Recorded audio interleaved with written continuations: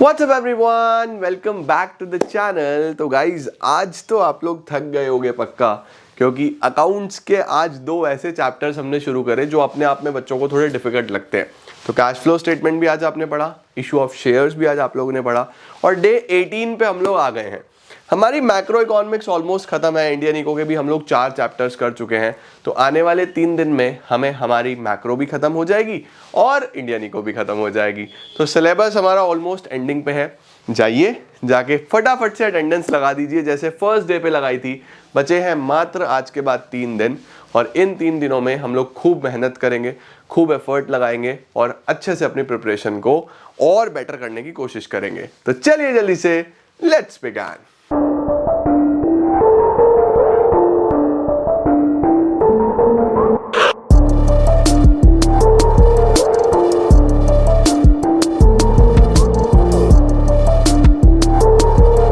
तो सर आज जो हम चैप्टर पढ़ने वाले हैं उसका नाम है बेटा जी government budget and the economy.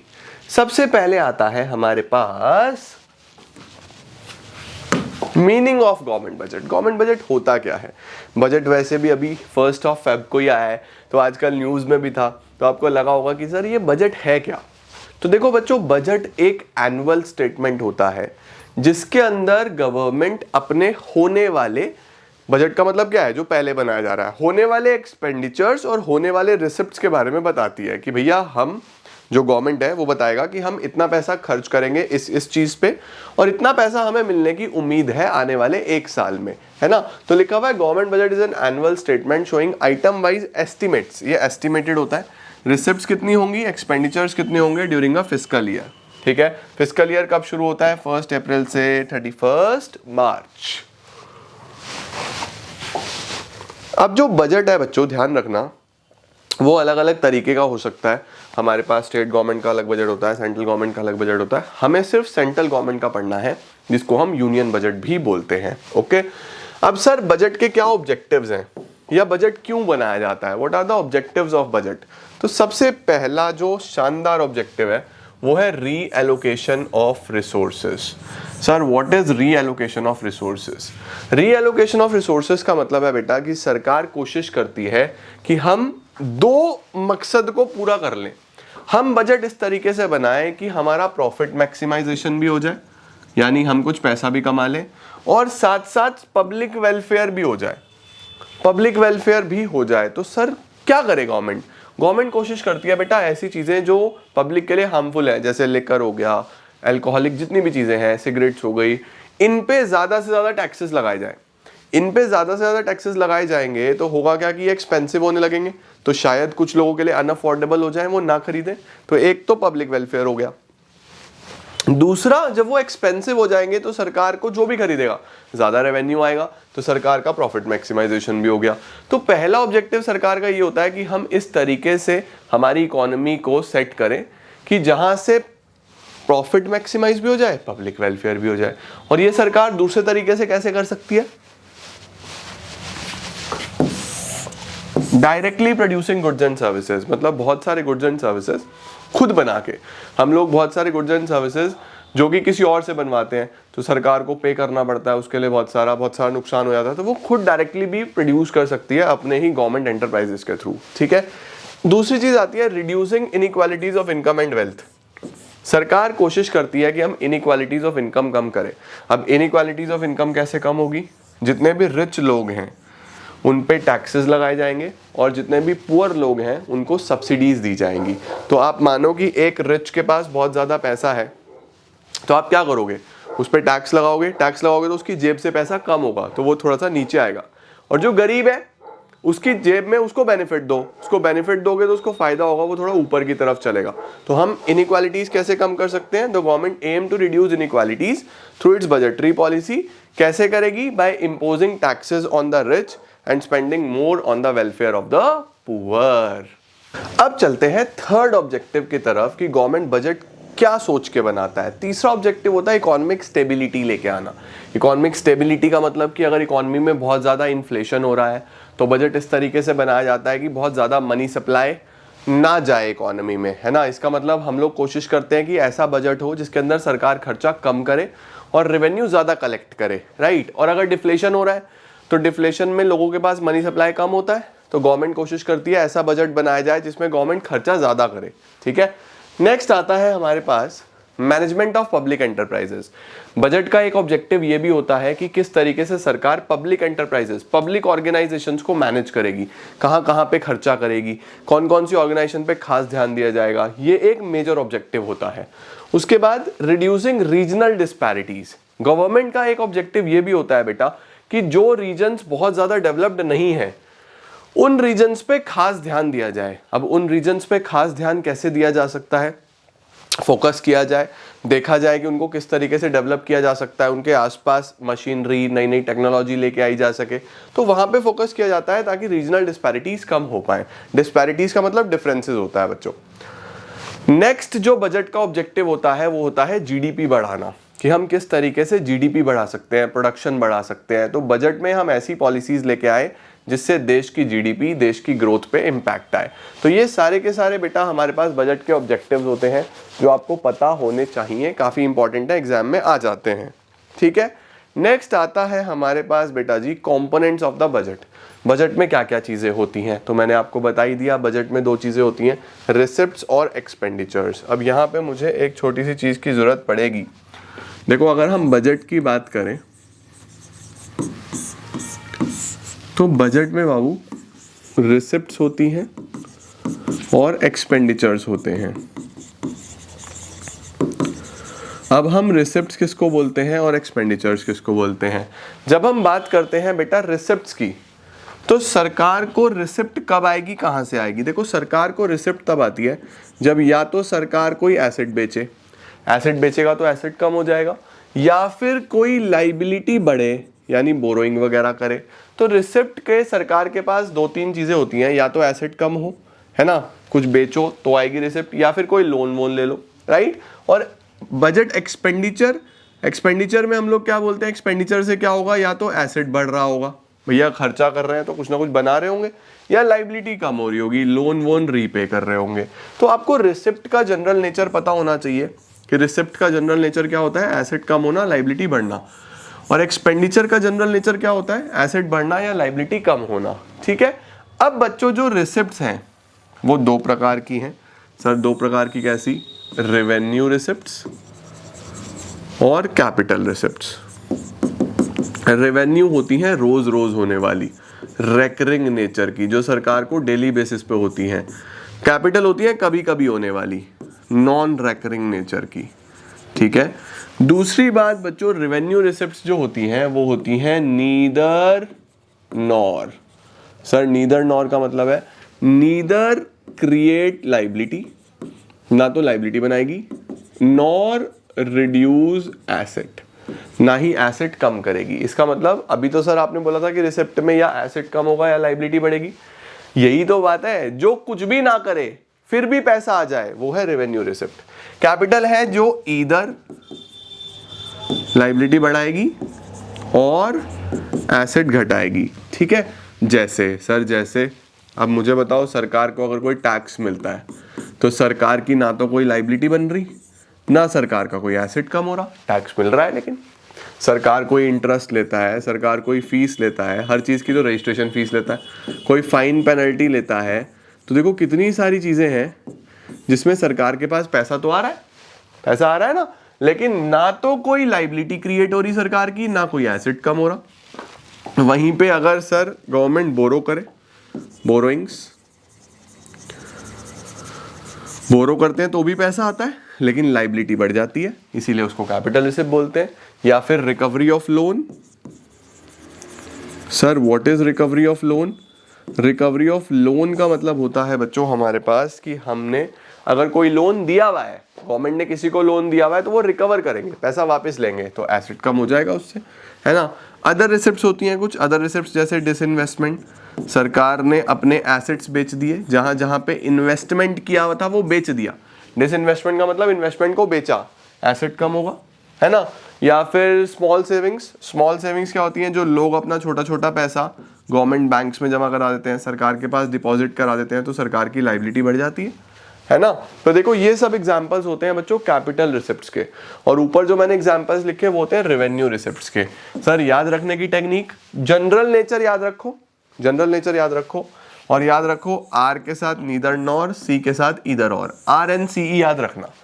Revenue receipt कौन सी होगी, which neither create a liability nor reduce any asset, और capital receipt which either create a liability or reduce an asset of the government. ठीक है, आओ पढ़े। या तो रिसिप्ट्स होंगी या एक्सपेंडिचर्स होंगी। सर रिसिप्ट्स क्या है, receipts refers to the estimated money receipts of the government from all the sources. ठीक है, दो प्रकार की होंगी बेटा। रेवेन्यू रिसिप्ट्स कौन होंगी, which neither create any liability nor cause any reduction in the asset.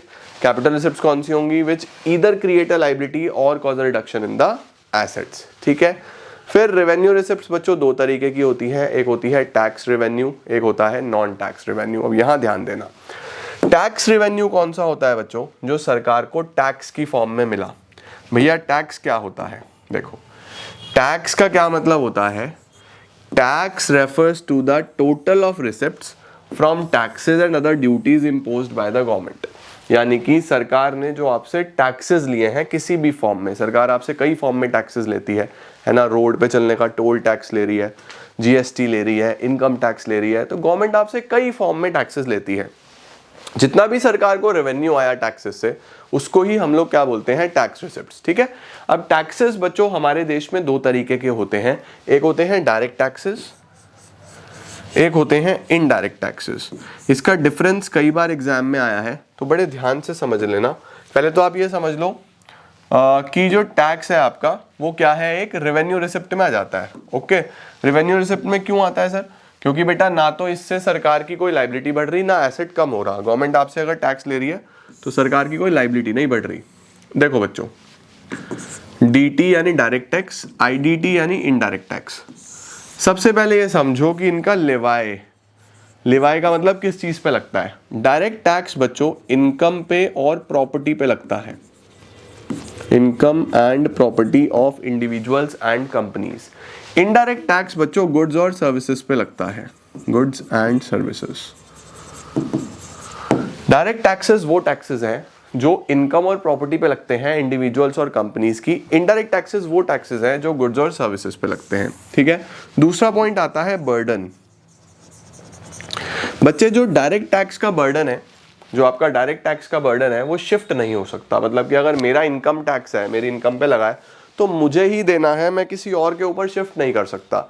लेकिन अगर सरकार ने सामान बेचने के लिए मेरे पे जीएसटी लगाया, तो मैं क्या करता हूं, उस जीएसटी को कस्टमर के बिल में ही जोड़ देता हूं और कस्टमर से ले लेता हूं। आप कई बार जीएसटी पे करते हो ना, जबकि आप तो कस्टमर हो, वो जीएसटी आप पे नहीं था, सेलर पे था, सेलर ने आपसे ले लिया, तो उसने बर्डन शिफ्ट कर दिया। तो जिस टैक्स का बर्डन शिफ्ट हो जाए, कैन बी शिफ्टेड, वो होता है इनडायरेक्ट टैक्स। और जो शिफ्ट ना हो पाए, कैन नॉट बी शिफ्टेड, वो होता है बच्चों डायरेक्ट टैक्स। तो डायरेक्ट टैक्स एक वो टैक्स है जिसका बर्डन शिफ्ट नहीं होगा, और इनडायरेक्ट टैक्स एक वो टैक्स है जिसका बर्डन शिफ्ट हो जाता है। ठीक है, उसके बाद बच्चों नेचर। डायरेक्ट टैक्सेस का नेचर बच्चे प्रोग्रेसिव होता है। प्रोग्रेसिव का मतलब जनरली लोगों की इनकम बढ़ती ही है ना। आप देखोगे हर आदमी ग्रोथ देख रहा है, कहीं ना कहीं प्रमोशंस हो रहे हैं हर रोज, कहीं ना कहीं बिजनेसेस ग्रो हो रहे हैं, तो यूजुअली लोगों की इनकम बढ़ती है। इनकम बढ़ती है तो टैक्स भी बढ़ता चला जाता है, इसीलिए इसको बोलते हैं प्रोग्रेसिव नेचर का टैक्स। जीएसटी होता है प्रोपोर्शनल। प्रोपोर्शनल क्या है कि भैया कभी आप कम सामान लोगे, कभी आप ज्यादा सामान लोगे। इस महीने में शायद आपने 4 बार पार्टी करी हो, अगले महीने शायद 1 बार भी ना करो।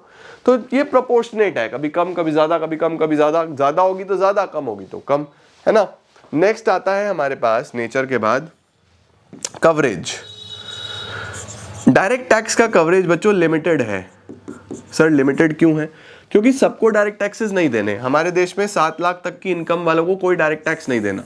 अगर आपकी एनुअल इनकम 7 लाख रुपीस तक की है तो आपको डायरेक्ट टैक्स देना ही नहीं है ना, इनकम टैक्स देना ही नहीं है, तो आपके पास कवरेज नहीं है, आप उस पर्टिकुलर कवरेज में नहीं आ रहे।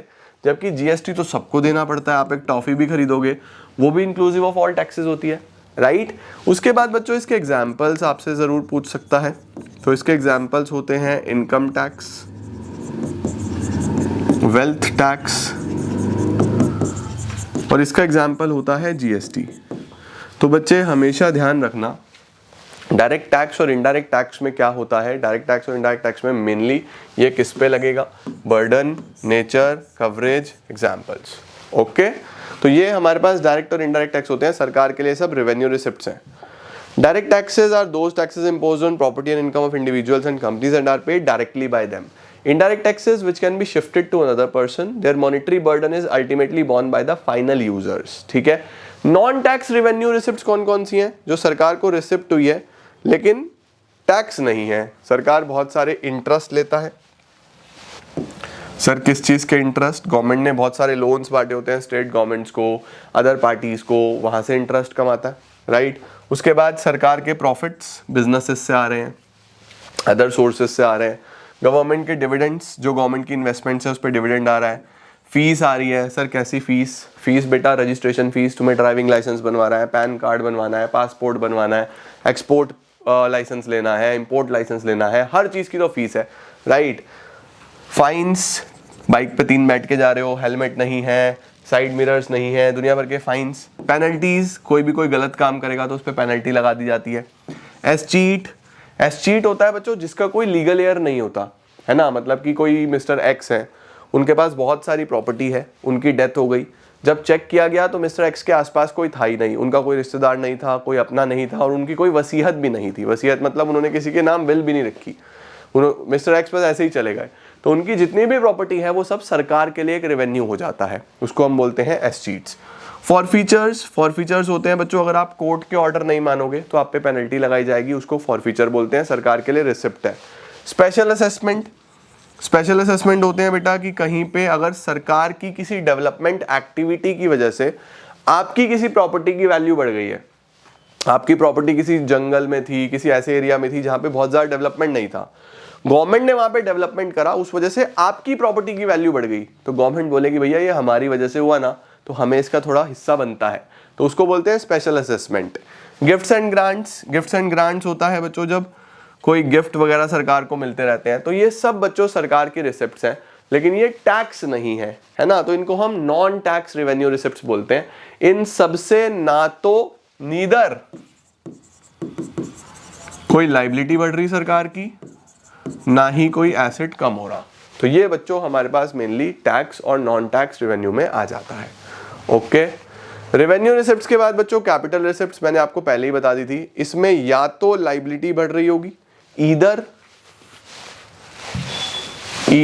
इंक्रीज इन लाइबिलिटी, या तो लाइबिलिटी बढ़ रही होगी और कोई एसेट कम हो रहा होगा, है ना। अब देखो जैसे बोरोइंग्स, सरकार पैसा बोरो करती है कई सारे खर्चे करने के लिए, तो बोरोइंग्स में गवर्नमेंट की लाइबिलिटी बढ़ रही है ना।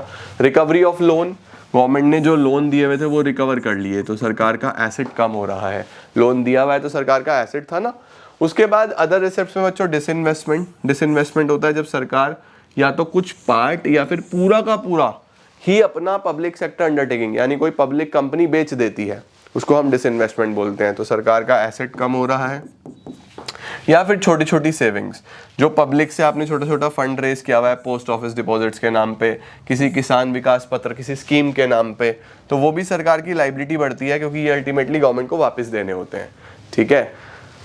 तो ये जो कैपिटल रिसिप्ट्स हैं बच्चों, कहीं ना कहीं लाइबिलिटी बन रही है, जहां पे भी लाइबिलिटी बन रही है ना बच्चों, इसको हम बोलते हैं डेट क्रिएटिंग कैपिटल रिसिप्ट्स। जैसे बोरोइंग है, कर्जा बढ़ रहा है, रिसिप्ट है लेकिन कर्जा है, तो इसको बोलते हैं डेट क्रिएटिंग। ये नॉन डेट क्रिएटिंग है, वो नॉन डेट क्रिएटिंग है, जहां भी लाइबिलिटी बढ़ेगी उनको बोला जाता है debt creating capital receipts.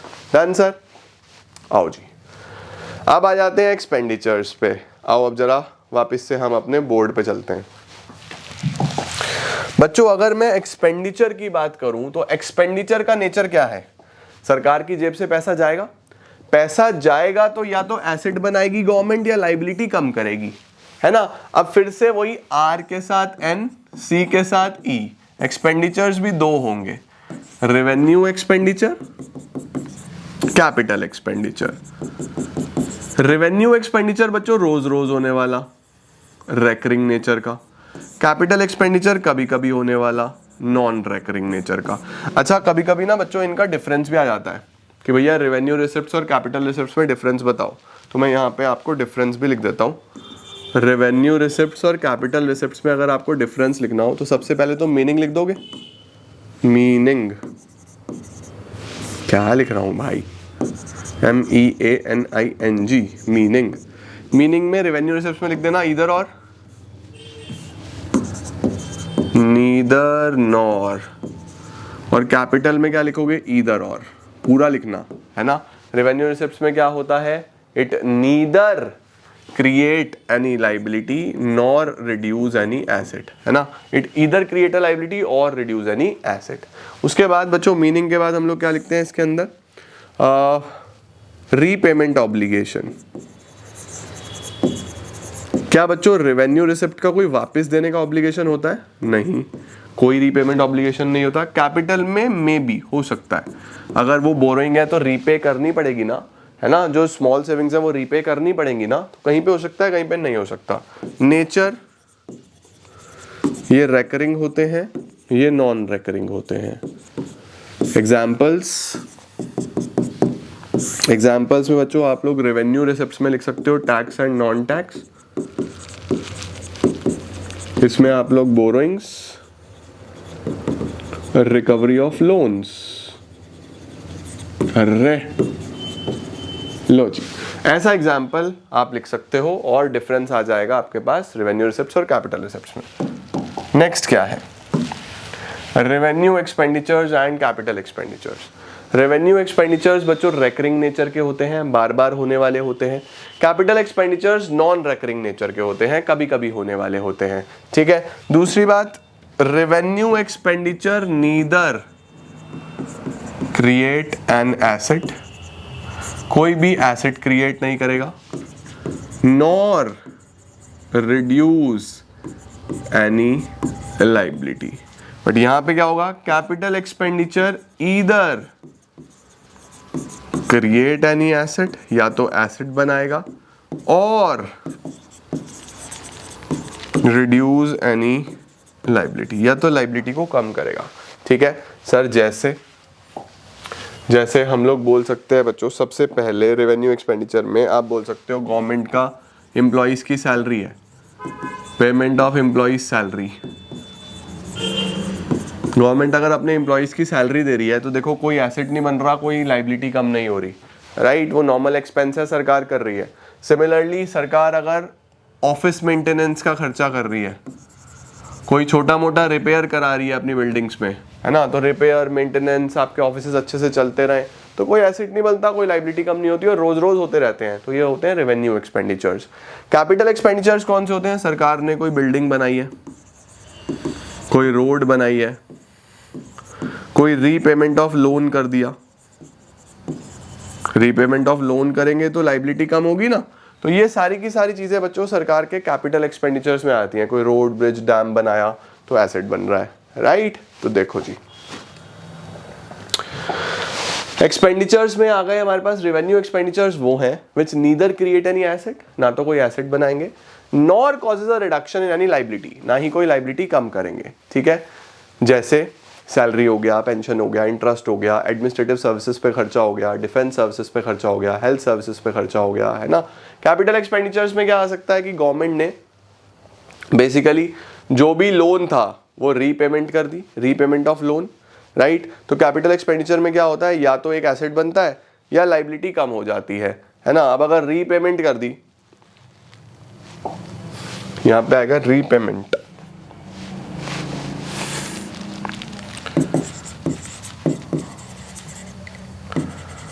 Repayment of loan taken, या तो गवर्नमेंट ने जो लोन लिया हुआ था उनका रीपेमेंट कर दिया, वो आ जाएगा, राइट। या फिर कोई लोन दे दिया, कोई नया लोन दे दिया तो उससे एसेट बन जाएगा गवर्नमेंट का, राइट। कोई मशीनरी खरीद ली, ये गवर्नमेंट के लिए कैपिटल एक्सपेंडिचर्स हो सकते हैं, ओके। अब आता है बच्चों कितने प्रकार के हमारे पास बजट हो सकते हैं। बजट एक्सपेंडिचर नहीं है, टाइप्स ऑफ बजट है कि कितने तरीके के बजट हो सकते हैं। तो बच्चों बजट जो है हमारे पास वो 3 तरीके के हो सकते हैं। सबसे पहला होता है बैलेंस्ड बजट। बैलेंस्ड कब बोलते हैं, बैलेंस तब बोलते हैं जब बजट की दोनों साइड बराबर है। सर दोनों साइड बराबर ऐसे क्या मतलब है, दोनों साइड बराबर ऐसे मतलब है कि जो एक्सपेंडिचर्स हैं वो रिसिप्ट्स के बराबर है। सरकार का जितना खर्चा हुआ उतना ही रिसिप्ट्स भी हुआ, उसको हम बोलते हैं बैलेंस्ड। सरप्लस कब होता है, नाम में ही है। सरप्लस कब होगा, जब रिसिप्ट ज़्यादा होंगी यानी कमाई ज़्यादा होगी और खर्चे कम होंगे, उसको बोलते हैं सरप्लस। डेफिसिट कब होता है? जब खर्चा ज़्यादा कमाई कम, इसका मतलब एक्सपेंडिचर ज़्यादा और रेवेन्यू रिसिप्ट्स और कैपिटल रिसिप्ट्स कम। ठीक है, तो देखो लिखा हुआ है estimated government receipts are less, उसको हम बोलते हैं डेफिसिट बजट। अगर गवर्नमेंट के रिसिप्ट ज़्यादा हैं उसको हम बोलते हैं सरप्लस बजट, बराबर है तो उसको हम बोलते हैं बैलेंस बजट। ओके, उसके बाद बच्चों हमारे पास आता है बजटरी डेफिसिट। बजटरी डेफिसिट को हम लोग पढ़ते हैं नेक्स्ट टॉपिक की तरह से, इस पे पूरी एक क्लास और लगाऊंगा मैं। अभी आप लोग यहीं तक पढ़ो, आज आप लोगों ने वैसे भी बहुत सारी तैयारी करी है, तो आज इसको यहीं तक रखो। आज इसको हम बड़े आराम से कंप्लीट करेंगे अगली क्लास में। तब तक आप इतना गवर्नमेंट बजट रेडी कर लो। गवर्नमेंट बजट का मीनिंग पढ़ लिया हमने, गवर्नमेंट बजट के ऑब्जेक्टिव्स पढ़ लिए हमने, गवर्नमेंट बजट के बच्चों हमने अलग अलग तरीके के मीनिंग देखे, कौन सा सरप्लस है, कौन सा डेफिसिट है, कौन सा बैलेंस है, रिसिप्ट्स क्या होते हैं, एक्सपेंडिचर्स क्या होते हैं, सब देख लिया। आज एक बार इनको अच्छे से चेक कर लो, किताब में जो जो चीज़ें लिखी हुई है लर्न कर लो। नेक्स्ट क्लास में इसको कंप्लीट करते हैं और 2 चैप्टर बचे हैं छोटे छोटे, वो भी आने वाले हमारे 3 दिन के सेशंस में कंप्लीट हो ही जाएंगे, सिलेबस भी हमारा हो जाएगा कंप्लीट। तो I am very much hopeful आपको ये अच्छे तरीके से समझ में आ गया होगा। अगली क्लास में मिलते हैं, till then see ya, take care, bye bye. Sunday है कल, अच्छे तरीके से रिवीजन करना सारी चीज़ों का, और जितना भी आपने इस वीक में पढ़ा है सारा का सारा एक बार रिवाइज कर लेना, अच्छे तरीके से देख लेना, चीज़ें समाप्त हो जाएंगी। ठीक है, thank you so much everyone.